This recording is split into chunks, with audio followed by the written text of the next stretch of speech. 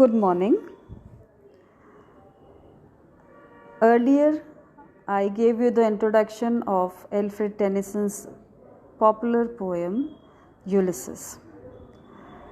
Now, I'll tell you the summary of this poem and then we shall deal with the text of the same.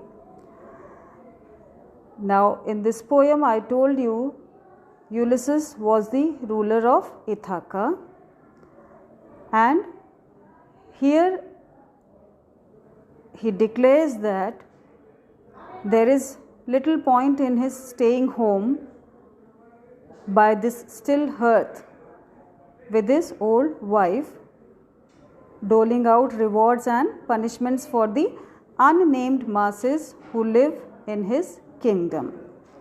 Now, since this is a dramatic monologue, he is speaking to himself and he proclaims that he cannot rest from travel.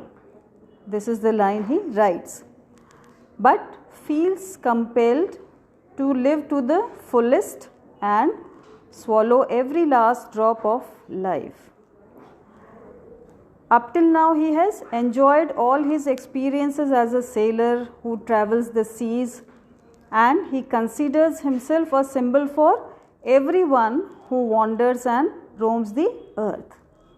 His travel have exposed him to many different types of people and ways of living. They have also exposed him to the delight of battle. Here he refers to the Trojan War.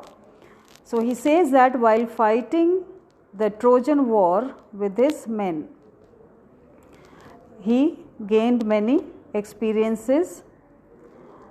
He also declares that his travels and encounters have shaped who he is, and he says that I am a part of all that I have met. This is what he asserts. And it is only when he is traveling that the margin of the globe that he has not yet traversed shrinks and fades and ceases to goad him.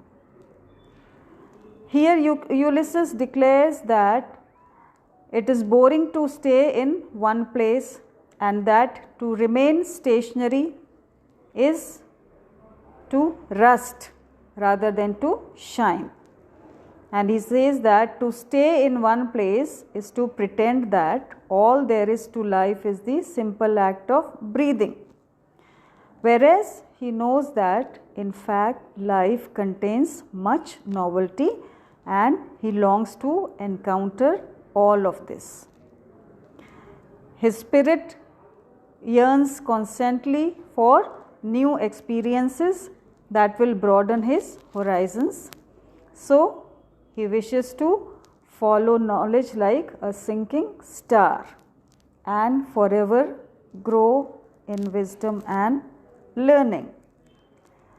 Then Ulysses speaks to an unidentified audience concerning his son Telemachus. I told you Telemachus was Ulysses' son, who will act as his successor while the great hero, that is he himself, resumes his travels. And so Ulysses says that this is my son, mine own Telemachus, to whom I leave the scepter and the isle. He speaks highly but also patronizingly of his son's capabilities as a ruler, praising his prudence, dedication and devotion to the gods. Telemachus will do his work of governing the island, while Ulysses will do his work of traveling the seas. So he says, he works his work, I mine. So both will manage their own fields of interest. Then in the final stanza, Ulysses addresses the mariners or the boatsmen with whom he has worked. It is the crew members with whom he has worked, travelled and weathered life's storms over so many years.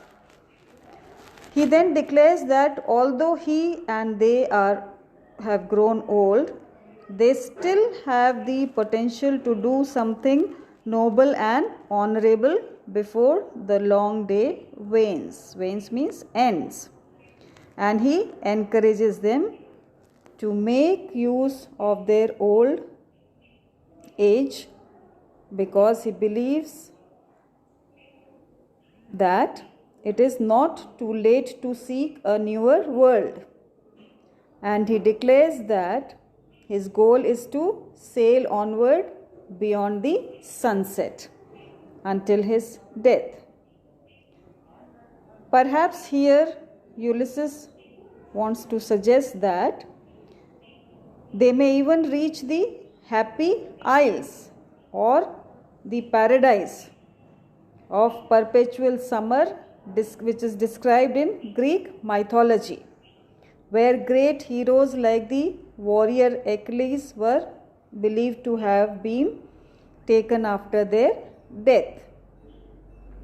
Although Ulysses and his mariners or his crew are not as strong as they were in youth, they are still strong in will, means they are strongly determined and are sustained by their resolution to push onward relentlessly. So he says to strive, to seek, to find, and not to yield. Yield means to give up or surrender.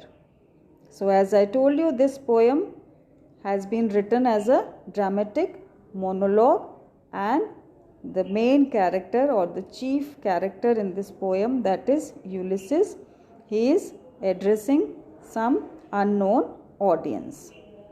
And the lines of this poem are in blank verse and they are written in unrhymed iambic pentameter, which provide a rich impact and a fluid natural quality to Ulysses' speech.